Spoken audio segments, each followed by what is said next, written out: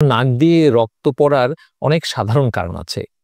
অনেক সময় অনেক শুষ্ক আবহাওয়ায় অনেকে যারা নাকের ভিতর খোঁচানো তা খুব বাজে এক ধরনের অভ্যাস আছে সেগুলো করে, তাহলে সেক্ষেত্রে কিন্তু নাক দিয়ে রক্ত পড়তে পারে। অথবা নাকে আঘাত পেয়ে নাকের হাড় ক্ষতিগ্রস্ত হলে বা নাকের পাশে যে সফট টিস্যু সেখানে ইনজুরি হয়ে কিন্তু নাক দিয়ে রক্ত পড়তে পারে।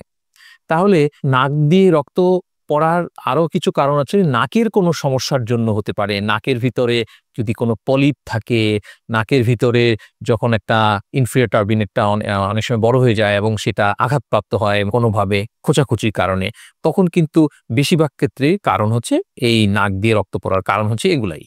কিন্তু নাক দিয়ে রক্ত পড়ছে, সেই সাথে মাথা ব্যথা হচ্ছে, মাথা ব্যথাটা সামনের দিকে মাথা ব্যথা এবং নাক দিয়ে রক্ত পড়ছে, দেখা যাচ্ছে যে সে কোনো গন্ধ পাচ্ছে না এবং তার মাথা ঘুরাচ্ছে, তার ভারসাম্যহীনতা হচ্ছে এবং সে নাক দিয়ে রক্ত পড়ার সাথে, সাথে সে সে চোখে কম দেখছে এবং একটা জিনিসকে দুটো দেখছে বা ডাবল ভিশন হচ্ছে। তো তখনই আমরা চিন্তা করব যে সেই নাক দিয়ে রক্ত পড়ার কারণে সাধারণত মস্তিষ্কের কোনো কারণজনিত কারণে নাক দিয়ে রক্ত পড়তে পারে।